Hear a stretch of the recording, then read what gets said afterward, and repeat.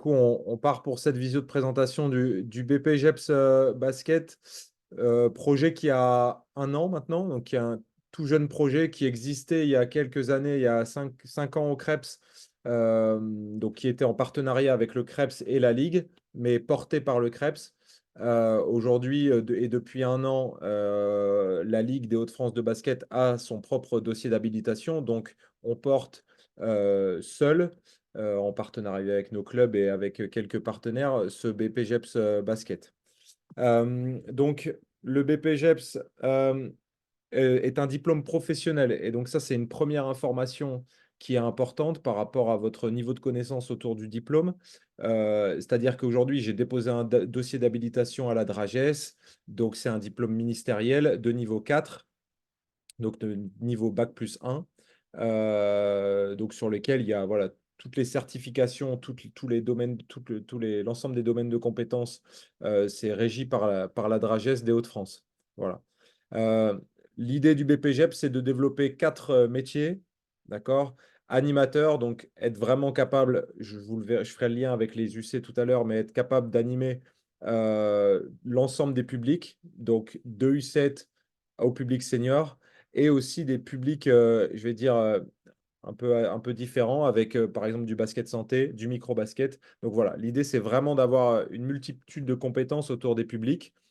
Développeur, c'est quelque chose qui est vraiment central aussi dans le BP autour de, bah, j'ai ma structure, donc mon club, je vais parler beaucoup de structure, mais donc j'ai mon club et je développe des projets dans mon club. Je vais revenir aussi là-dessus après.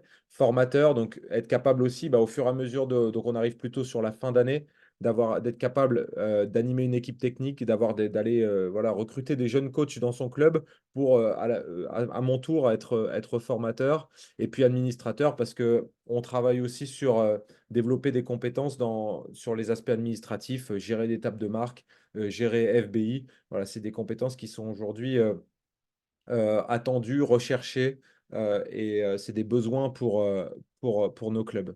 Voilà, voilà, c'est les 4 métiers sur lesquels aujourd'hui on essaye de s'aligner, et 4 métiers qui font partie de notre ruban pédagogique tout au long de la formation. Donc, dans les grandes idées qu'il faut retenir, le BPGEPS Basket n'est pas un diplôme d'entraîneur. D'accord? Bien sûr, on fait beaucoup de basket, et il y a une vraie, il y a beaucoup de contenu autour du basket, mais l'idée du BPGEPS, c'est d'être quelqu'un à la sortie de polyvalent et qui peut être salarié de son club, parce que c'est l'objectif, nous, de développer la professionnalisation dans les clubs. Et donc, que ce soit quelqu'un qui soit capable de gérer l'étape de marque, de créer une école d'arbitrage, d'entraîner 2 équipes type U7 et les U15. Donc voilà, vous le verrez, il y a plein de profils différents, mais on est sur ces 4 métiers-là tout au long de l'année, et on y revient tout au long de l'année. Donc, au terme de la formation, je deviens éducateur sportif spécialisé, basket. Et c'est un diplôme qui se fait en alternance, avec 1600 heures de formation, avec 1000 heures en structure. Donc, je vais en formation, je suis dans ma structure et j'alterne constamment. J'alterne constamment les temps en club, les temps en formation. Je suis salarié de mon club, donc j'ai une fiche de poste, un emploi du temps qui peut varier, vous le verrez tout à l'heure, par rapport aux missions. Et j'ai 600 heures en formation avec, pareil, des cours en présentiel sur site avec un formateur devant moi, avec une promotion avec moi, puis des cours en distanciel, des devoirs à rendre, des dossiers. Donc, voilà, c'est vraiment de l'alternance, contrairement par exemple, à un service civique qui aujourd'hui n'a pas de formation. Voilà, là, on est vraiment sur une alternance. Et donc, bah, on espère que tous nos stagiaires, et j'espère qu'on y arrive cette année, au fur et à mesure de l'année, montent en compétences et sont capables de développer des projets, d'être de plus en plus efficaces, de prendre de l'autonomie aussi tout au long de la saison. Donc 1600 heures, 1000 heures en club, 600 heures en formation. Le rythme d'alternance qu'on va garder et qui est important à retenir pour tout le monde, parce que ce soir-là, dans l'assemblée, il y a à la fois des futurs apprentis, mais aussi des futurs employeurs. Donc le lundi, mardi. Le lundi, on est sur site en cours. Donc sur les 4 sites que je présenterai juste après. Mais donc, si je suis sur Falampin, je viens en cours comme aujourd'hui, là j'étais avec eux aujourd'hui, sur une journée de formation. Le mardi matin, donc demain matin, ils auront une visio. Donc pareil, c'est des temps de cours, cette fois-ci en distanciel, ce qui nous permet du coup de régler des problèmes parfois géographiques de distance et voilà, de rendre accessible notre formation. Et chaque semaine, ils auront ce qu'on appelle une commande à rendre, qui peut correspondre à un défi terrain, enfin une préparation de séance, qui peut correspondre à de l'e-learning, etc. Donc c'est vraiment, on est sur cette idée de 2 jours de formation avec une journée seulement en présentiel. C'est un choix qu'on a fait et on valide ce format-là parce que les temps, on a réussi à rendre les temps en distanciel vraiment intéressant grâce à nos formateurs et à ce qu'on a envie d'y mettre. C'est-à-dire que même les visios aujourd'hui sont interactives. Le reste de la semaine, une fois qu'ils nous quittent le lundi soir et le mardi matin, ils ont leur visio, mais ensuite ils sont à disposition de leur club avec leur mission, leur emploi du temps, leur projet. Et donc là, bah, ça peut varier en termes par rapport aux jeunes, ça peut varier par rapport aux besoins de la structure, ça peut varier par rapport aux besoins, aux projets du club. Donc on a des profils différents, mais en tout cas, ils sont à disposition de leur structure sur le code du travail, hein, donc ils sont avec leurs dirigeants. Et puis chaque vacances scolaires, on a un stage sur quasiment tout le temps la première semaine. D'accord? Donc, ils sont avec nous. C'est un choix qu'on a fait par rapport au rythme d'alternance. On sait que parfois, on a des remarques parce que bah, les clubs, c'est des temps forts pour eux, les vacances. Mais voilà, aujourd'hui, nous, les stages, c'est aussi des temps forts de formation sur les 600 heures qu'on doit mettre dans notre planning. Les premières semaines sont dédiées à la formation avec des stages à thématique sur chaque vacances. La première, là, cette année, ils étaient en immersion dans des stages clubs avec des formateurs référents de notre paysage local. Sur le deuxième stage, ils étaient sur le TIC, tournoi intercomité U13 à Saint-Quentin, sur l'organisation, l'animation du tournoi. Voilà. Et donc, on est sur ce rythme-là tout au long de l'année, ce qui permet voilà, à tout le monde d'avoir une visibilité dès le début sur là, j'ai le stagiaire avec moi, là, il est en formation, là, il est en stage, là, je l'ai à disposition. Voilà. Donc, à chaque fois ils sont pas s'ils sont pas encore avec nous, ils sont à disposition du club. Le BPGEPS, donc on revient un peu sur les aspects théoriques, mais je vais passer rapidement là-dessus. Mais il est construit en 4 UC, donc qui fait du lien avec les 4 métiers aussi que je vous ai présentés au tout début. Donc l'UC1, on est autour des publics, tout milieu, toute structure. L'UC2, on est sur le projet d'animation, donc je vais vous en parler juste après, je vais y revenir. L'UC3, autour de la conception d'une séance de basket, un cycle.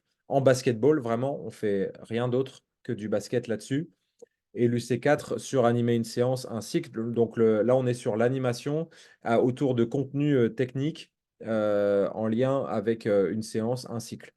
Ce qu'il faut retenir sur cette slide, sur cette diapo, c'est concernant les certifications, 3 épreuves, l'UC1 et l'UC2, d'accord, sont ensemble et la certification de ces 2 UC sont la création d'un projet d'animation avec toute une démarche projet. Donc, ça part du diagnostic de la structure, SWOT, si vous connaissez, et puis le projet doit avoir lieu. Donc, ça peut être, par exemple, je vais prendre la création, quelque chose de très classique, la création d'un tournoi 3-3 en fin de saison. Voilà, en avril, il y a mon tournoi 3-3 et mon dossier, je présente comment j'ai construit ce projet-là.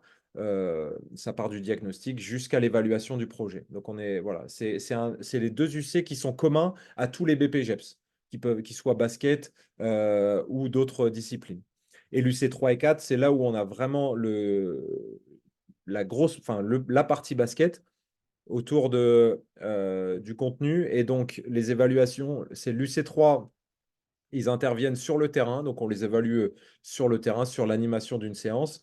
Et l'UC 3-4, c'est un entretien autour du dossier qu'ils ont construit de leur cycle d'animation basket. Donc, voilà. trois certifications en fin de saison en lien avec ces UC-là.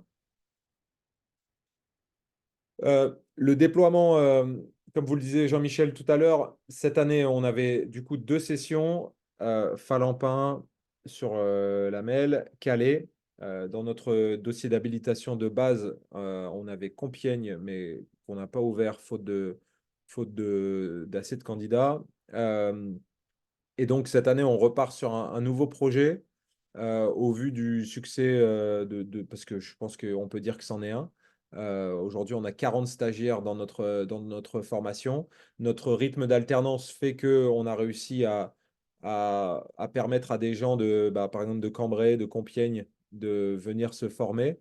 Et du coup, on aimerait se déployer de manière un peu plus ambitieuse en se disant qu'aujourd'hui, sur Saint-Quentin, c'est une terre de basket et on pourrait avoir des gens de la Picardie qui puissent nous rejoindre sur ce projet-là.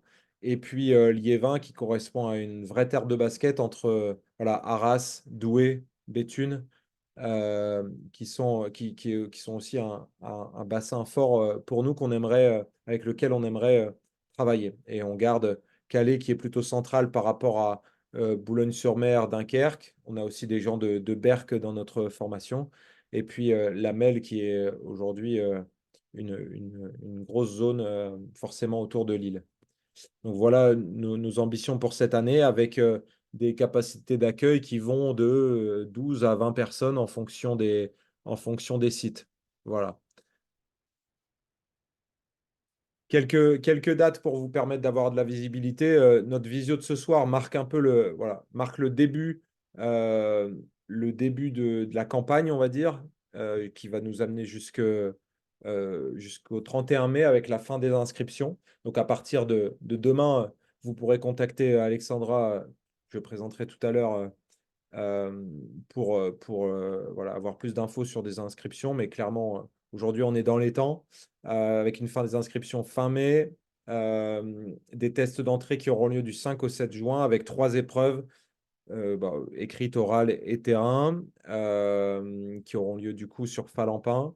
Et puis le début de la formation, mi-août, contrairement à cette année où on avait démarré fin juin, on a écouté les clubs et cette année, on va démarrer mi-août avec 2 fois 2 jours, avec cette idée de créer de la cohésion entre les stagiaires à partir du mois d'août pour lancer l'année et une formation qui dure un an. Donc le 14 août 2025, fin de la formation, mais il y a voilà, on sait que de mi-juillet à mi-août, souvent, c'est calme dans nos clubs. Et donc, ce sera la période, je pense, pour la plupart des congés. Voilà. Mais donc, c'est une formation d'un an. Les prérequis pour rentrer dans notre formation, licencié depuis au moins un an, c'est quelque chose d'important. Alors, au-delà de l'aspect licencié depuis au moins un an, c'est plutôt d'avoir des gens qui ont déjà été dans le basket. Donc, peut-être que je ne suis pas licencié cette année, mais par contre, j'ai un passif derrière moi qui fait que j'ai été licencié 3 4 ans. Et donc, dans ce cas-là, on considère que vous êtes voilà, basketteur. Et donc, c'est une sorte de garantie pour nous pour se dire que vous allez être connecté à la thématique principale du basket dans notre formation. Avoir plus de 17 ans, être titulaire du PSC1. D'accord, ça c'est quelque chose d'important sur une formation professionnelle. Donc c'est quelque chose auquel il faut penser. Pour ceux qui souhaitent s'inscrire mais qui n'ont pas le PSC1, vous avez largement le temps d'ici l'inscription pour réaliser cette formation de 2 jours, si je ne me trompe pas.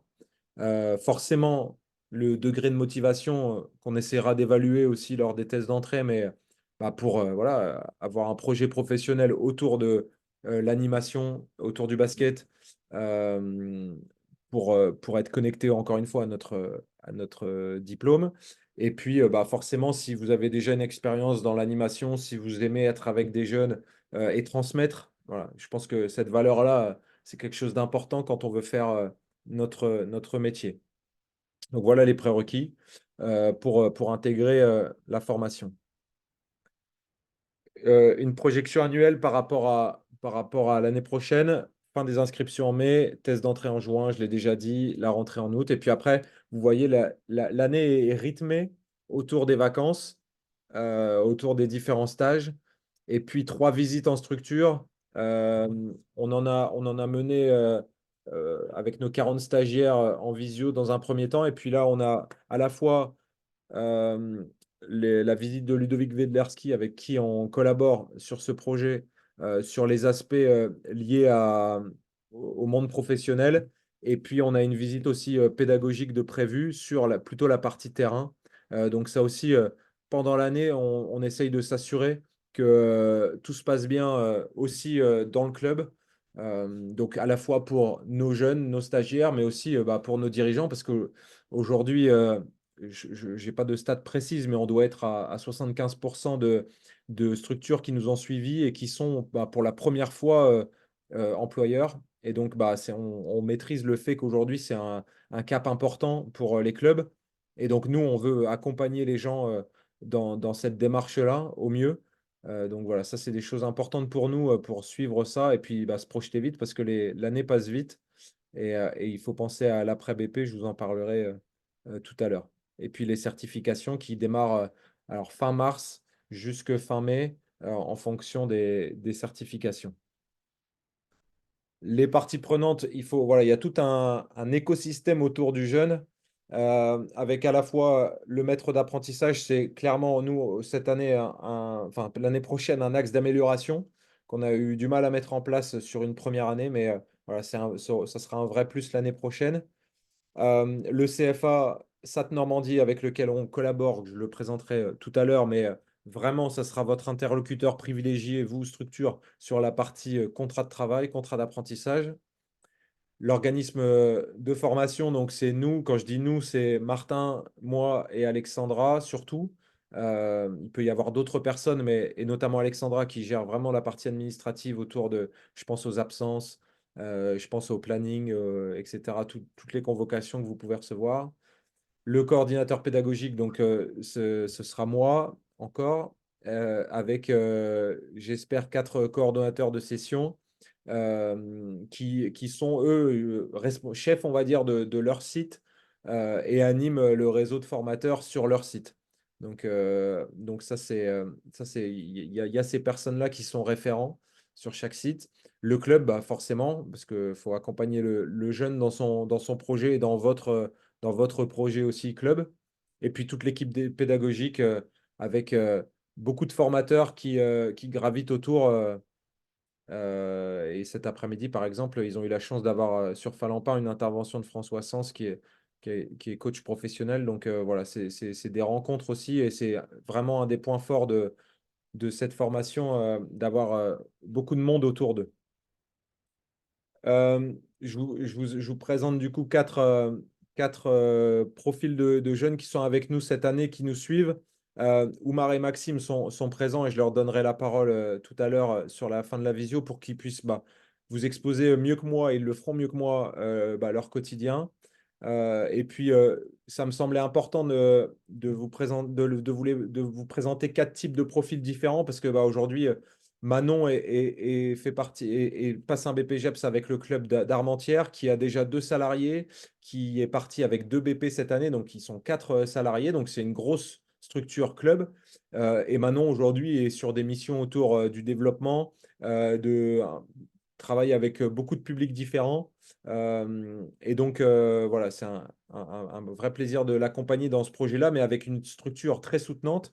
Et puis Simon qui lui a intégré le BPGEPS avec le club de Berck. Et lui, bah, il a un profil très terrain, très basket, et il a envie d'aller coacher sur des niveaux nationaux. Et donc, bah, voilà, ça match aussi avec le BPGEPS, même si, comme je le disais en préambule, c'est pas un diplôme d'entraîneur, mais ça peut être une porte d'entrée vers une suite qui emmène vers le haut niveau. Surtout, il est très jeune et ça lui permet d'avoir bah, 600 heures autour du basket.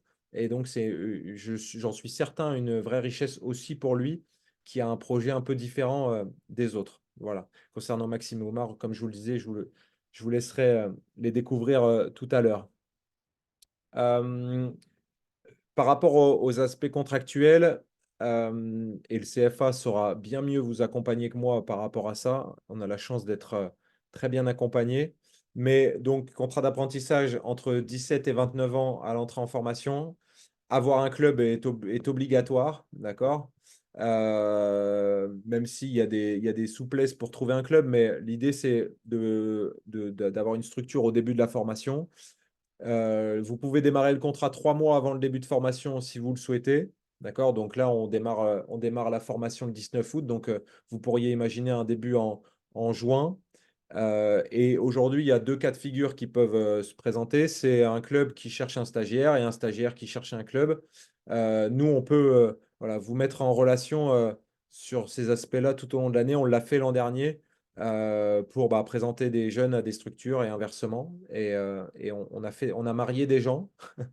Et donc, ça, on est capable de le faire aujourd'hui. Avoir un maître d'apprentissage, ça peut être le président de l'association, ça peut être aussi quelqu'un de référent dans le club qui a un niveau de diplôme permettant d'être maître d'apprentissage. Et puis, si vous avez plus de 29 ans, il y a des solutions qui existent. Trois exceptions pour avoir un contrat d'apprentissage après 29 ans, être auto-entrepreneur et avoir une entreprise dans le domaine concerné, être sportif de haut niveau ou avoir une reconnaissance de travailleur handicapé, RQTH. Donc ça, c'est les trois exceptions. Sinon, on ne sera pas sur un contrat d'apprentissage. Notre équipe et nos partenaires, donc je le disais, il y a principalement Alexandra, moi et Martin, mais il y a aussi Ludovic Vedlarski, il y a Jean-Michel qui est élu. Enfin voilà, il y a d'autres salariés autour de nous qui peuvent nous aider sur l'ensemble des missions autour du BPGEPS. Notre CFA, donc le CFA SAT Normandie, qui sera votre interlocuteur sur tous les contrats, je le disais tout à l'heure. Le GEC, et si Alexandre est là, je vais lui laisser la parole tout de suite pour lui présenter son service, mais vraiment, ça offre un vrai service au club. Ou alors, Alexandre, je vais peut-être finir ma présentation. Je ne sais pas si tu m'entends. Oui, oui, j'entends bien, ouais. Bon, je finis et puis je te laisserai présenter le GEC. La Drages qui nous permet aujourd'hui d'avoir ces habilitations pour porter la formation, et puis l'AFDAS qui vous permet de financer aussi la formation. Euh, le financement du BP pour le club. Donc ça, je vais passer rapidement parce que je vais laisser après Alexandre présenter, mais c'est le coût avec l'offre d'Alexandre du GEC. Mais donc ça peut être moins si vous décidez de ne pas passer par le GEC. Vous comprendrez mieux après l'intervention d'Alexandre. Là, on arrive sur le salaire de l'apprenti durant son année BPGEPS. Donc, la slide parle d'elle-même par rapport au montant qui peut évoluer en fonction de la revalorisation du SMIC. Et puis voilà, on arrive vers la fin, mais ça synthétise un peu tout ce que je disais depuis le début. C'est vraiment un projet qui se veut être au service des clubs. Et j'aime bien cette image parce que le BP aujourd'hui doit être avec les bénévoles, avec les dirigeants pour leur permettre de mieux vivre leur quotidien au sein de la structure. C'est vraiment quelque chose aujourd'hui où voilà, ça revient beaucoup. Le modèle associatif s'essouffle un peu parce que on en demande de plus en plus aux bénévoles, et donc le projet BP vient soutenir ça avec une ressource humaine qui est capable d'être multi-compétent et qui se forme durant l'année et ça peut être sur plein de missions. Le développement du club, ça permet, vous, d'avoir comme ambition de développer un projet sportif peut-être plus étoffé, de faire du lien entre les entraîneurs grâce à votre stagiaire. Et encore une fois, peut-être qu'en septembre, il ne sera pas prêt, mais au fur et à mesure de l'année, grâce au contenu et aux formateurs de la formation, l'idée, c'est qu'ils puissent être capables de vous accompagner sur ce développement-là. Et puis, comme je le disais, voilà, le BP doit être un référent, un soutien. Il doit être au cœur de votre bureau pour vous soutenir. Et puis, forcément, un projet aussi au service des apprentis. C'est une formation, voilà, aujourd'hui, ils collaborent avec 20 personnes qui sont comme eux dans la même réalité. Donc, ne serait-ce que ça, ne serait-ce que l'échange entre eux permet d'être vraiment plus riche à la sortie de la formation. c'est aussi, bah, on aborde des contenus qui vont de l'arbitrage, la communication, gérer un budget, créer un planning. Donc voilà, je ne vais pas me répéter, mais je l'ai déjà fait, mais c'est vraiment multifonction. Et puis, ils sortent avec une carte d'éducateur sportif qui aujourd'hui bah, est obligatoire pour intervenir, par exemple, dans les écoles. Euh, donc voilà, c'est quelque chose aussi d'important par rapport à leur projet. Je vous ai mis, et vous aurez le diapo par mail demain, les contacts, donc les contacts prioritaires avec à la fois les contacts d'Alexandra, vous avez aussi mon adresse mail un peu partout, et puis notre CFA qu'il ne faut pas hésiter à contacter. Ils peuvent faire des simulations assez rapidement financières. Donc voilà, il ne faut pas hésiter à les contacter. Ils sont très réactifs et ils ont une vraie équipe aussi de leur côté. Du coup, je vais revenir en arrière et laisser la parole à Alexandre pour présenter le GEC. Et puis après, on passera au témoignage de d'Oumar et Maxime. Oui, bonsoir à tous. Je ne sais pas si vous m'entendez. Oui, très bien. Ouais, c'est bon, parfait. Eh ben, moi, je me présente. Donc, je suis effectivement Alexandre Pecoraro. Je représente le GECPSAL, qui est un groupement d'employeurs spécialisé dans les métiers du sport, hein, puisqu'on dépend du dispositif Profession Sport 59, hein, qui est un dispositif d'aide et d'accompagnement des clubs dans la gestion des emplois. Rémi, tu disais tout à l'heure qu'il y avait certainement des primo-employeurs et c'est le public, on va dire, qui va nous intéresser prioritairement au GEC.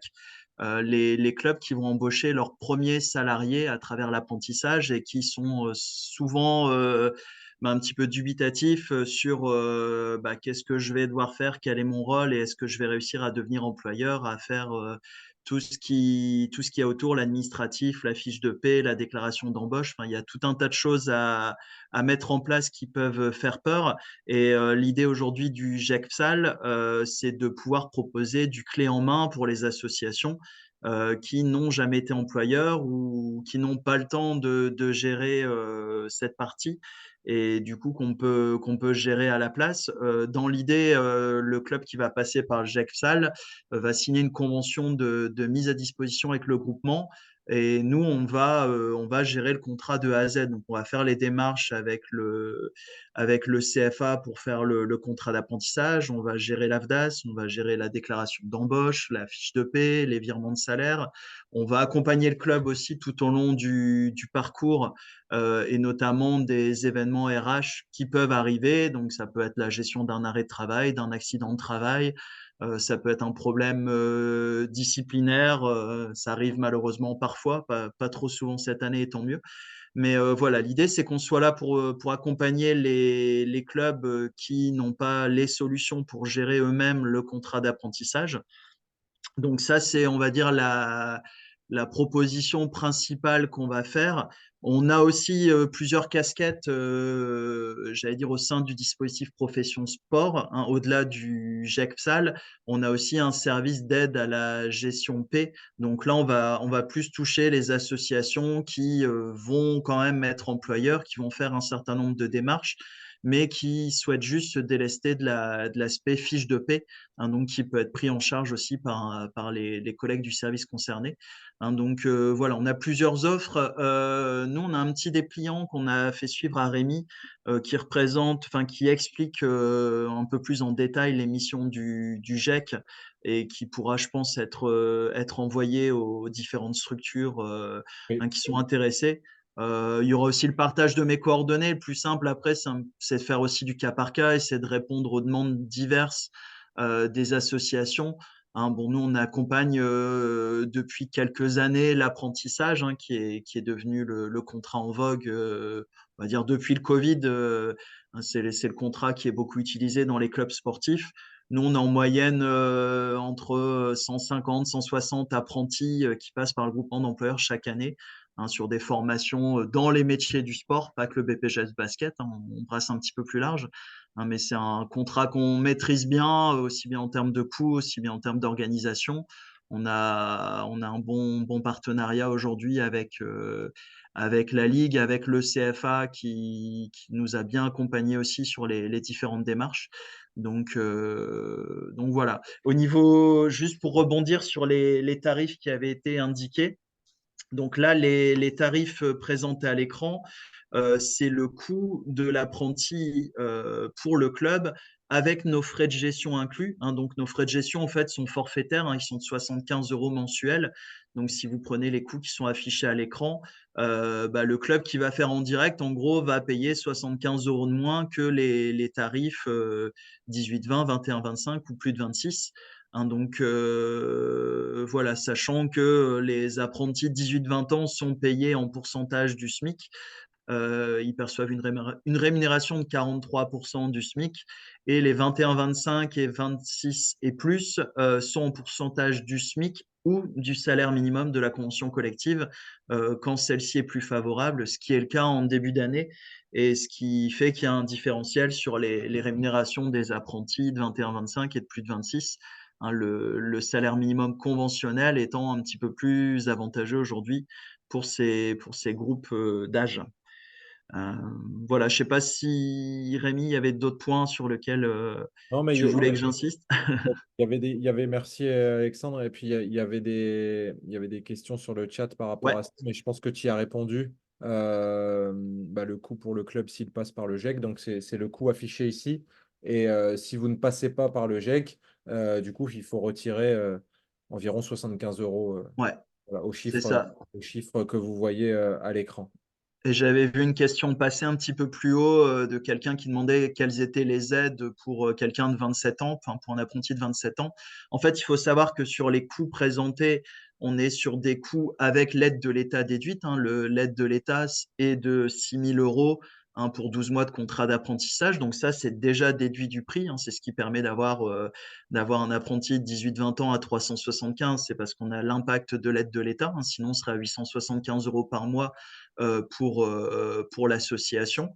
Hein, donc à chaque fois, on a 500 euros qui sont déduits des différents coûts présentés, et on peut aller mobiliser une aide supplémentaire pour les plus de 26 ans grâce à l'ANS, l'Agence nationale du sport. Hein, donc l'aide obtenue l'année dernière pour les apprentis de plus de 26 ans était de 3 000 euros. Hein, donc là, c'est une subvention, c'est pas comme l'aide de l'État, on n'a pas de garantie, hein, il y a un dossier de subvention à déposer, et l'aide va dépendre aussi d'enveloppes disponibles au niveau de la région. Hein, mais l'année dernière, on a eu 3 000 euros pour chaque apprenti de plus de 26 ans recruté, et sous condition de déposer ce dossier auprès de l'ANS. Bon, les demandes sont à clôturer généralement pour juin, juillet, parfois août. Donc, on est dans le timing du démarrage. Hein, donc, on peut anticiper ces demandes et avoir cette subvention de 3 000 euros en complément pour les plus de 26 ans. Donc, ce qui ramène le coût de 1485, où on diminue de 250 euros le coût pour les plus de 26 ans. Le Ok, passage par le GEC n'est pas obligatoire. oui, Bien entendu, c'est une option qui est proposée pour, comme je le disais tout à l'heure, les clubs qui souhaitent du clé en main et qui veulent que tout ce travail administratif soit fait et géré par le groupement d'employeurs. Après, effectivement, pour ceux qui souhaitent passer en direct parce qu'ils ont déjà des salariés, parce qu'ils ont déjà une solution pour faire les fiches de paie par un cabinet comptable, par le chèque emploi associatif, hein, il y a différentes solutions qui existent. Hein, bien évidemment, on n'est pas là pour faire et aider les contractants, hein, mais en tout cas, on est là pour répondre aux questions et proposer les différentes solutions. très bien. Merci beaucoup. Et puis, s'il n'y a pas d'autres questions, on va enchaîner sur la partie avec Oumar et Maxime, qui sont deux de nos apprentis de notre première année BPGEPS. Alors, Maxime est sur la session de Calais, et puis Oumar est à Finlampin.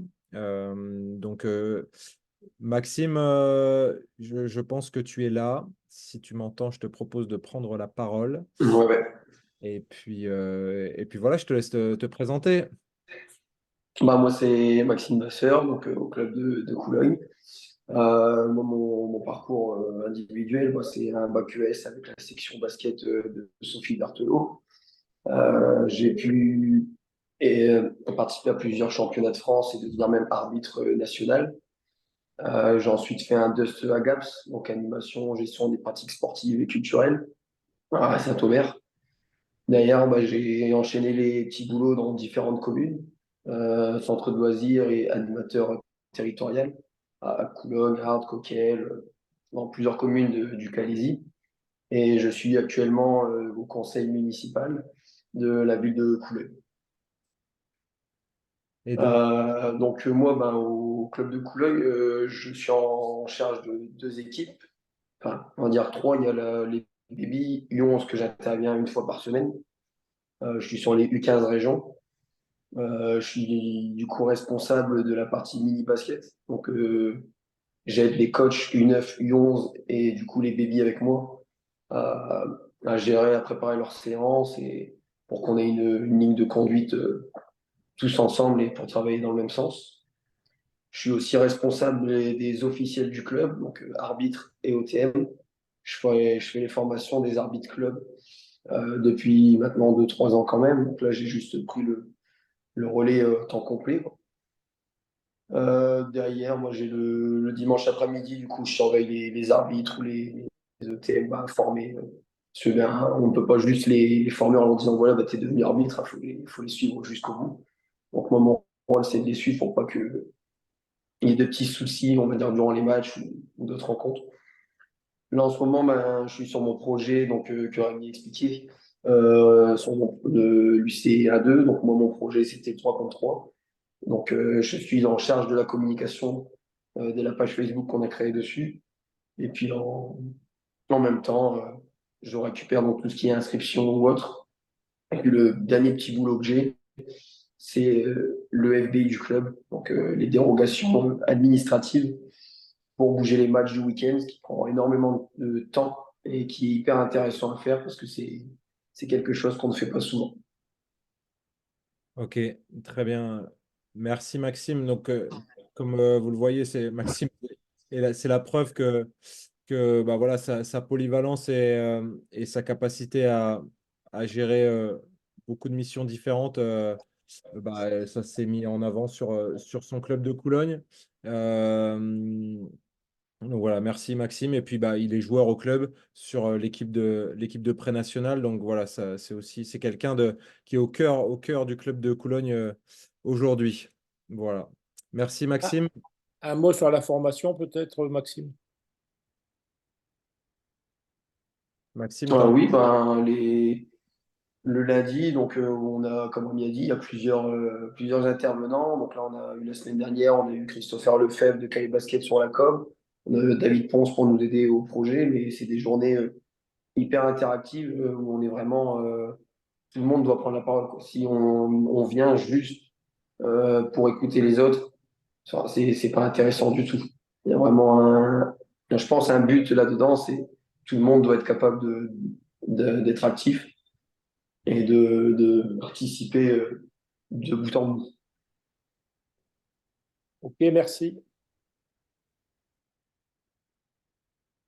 Je vais laisser la parole à Omar, bah, pareil, qui est sur un profil différent avant. Avant. Alors, Omar, Alors, Omar, je remets. je... Oui, bonjour, bonsoir à tous. Ok, vas-y. Ok, vas-y. Parfait. Alors, je me présente, je m'appelle Oumar Guiro, je suis joueur de 3-3 à un très haut niveau. Je suis salarié à Vambrechy et je suis coach en sélection U12 pour le Comité du Nord.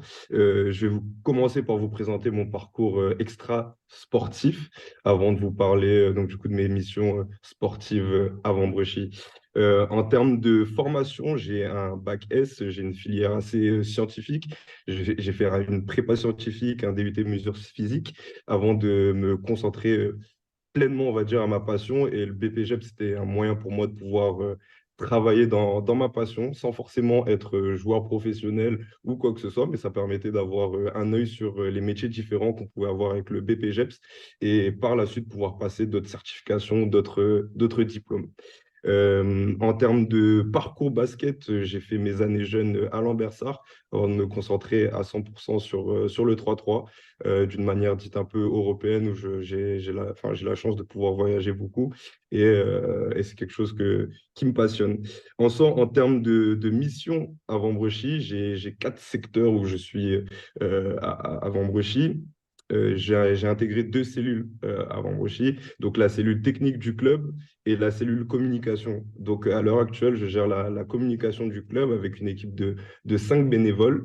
Et derrière, c'est de pouvoir avoir une communication interne, donc auprès des coachs, auprès des dirigeants, mais également auprès du grand public, donc c'est-à-dire sur les réseaux sociaux, d'une manière digitale ou bien en termes d'affichage dans les salles, etc. Sinon, j'ai aussi des missions terrain. Je suis coach d'une équipe U20 Région, donc à Vambrechy. Et au-delà de ça, je m'occupe également du basket école à Vambrechy. Top. Alors, il faut ton son. Comment? Il faudrait que tu coupes ton son. Oui, ça marche. Ouais, merci Omar, parce que je m'entendais en double, du coup, merci. Toujours pareil, par rapport à la formation, Ouais, Omar? Omar, par rapport à la formation en tant que telle.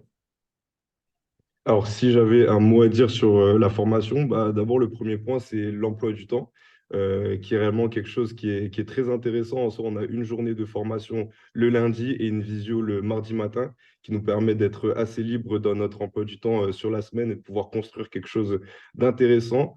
Si je devais dire un mot sur cette formation, c'est quelque chose que je conseillerais à n'importe quel jeune qui souhaiterait s'orienter dans le monde du basket, en tout cas, parce que ça permet d'avoir une globalité de ce que peut faire un salarié. On peut avoir différentes missions et ce BP permet d'avoir un œil très, très intéressant en tout cas. Ok. Merci. Alors, j'ai une question là autour de la limitation de la capacité à pratiquer le basket. Peut-il être un problème pour satisfaire au test d'entrée? Non.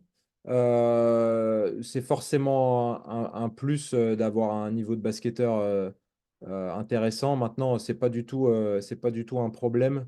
On a, je pense cette année à quelques personnes en reconversion, par exemple, qui n'ont pas un niveau de basketteur très élevé, mais qui bah, voilà, participent au temps terrain parce qu'on a des temps en salle où on joue. Enfin, en tout cas, ils sont en activité ben, on prend un entraînement en main, ils sont entre eux, mais clairement, le fait de ne pas être basketteur n'est pas un problème. Je vois une question, peut-être Oumar ou Maxime, qu'est-ce qui vous passionne le plus dans votre apprentissage et ce qui vous plaît le moins? Je vais vous laisser y répondre. Alors, je ne sais pas si Maxime, tu veux commencer ou pas. Vas-y, c'est parti. Alors, ce qui me passionne le plus, c'est la richesse de la formation. Je pense que c'est clairement le mot d'ordre. On a la chance d'avoir énormément d'intervenants qui viennent le lundi. On a la chance de pouvoir avoir énormément de profils différents dans notre formation. On a des joueurs qui touchent au très haut niveau avec des effectifs professionnels. On a des joueurs qui sont dans des clubs dits familiaux. Mais on apprend. C'est très riche, des formateurs, que ce soit des temps en terrain, que ce soit des temps en présentiel ou en visio, on apprend énormément et c'est quelque chose qui me passionne réellement. En soi, ça fait quand même 6 ans que je coach et j'apprends toujours et je trouve ça top.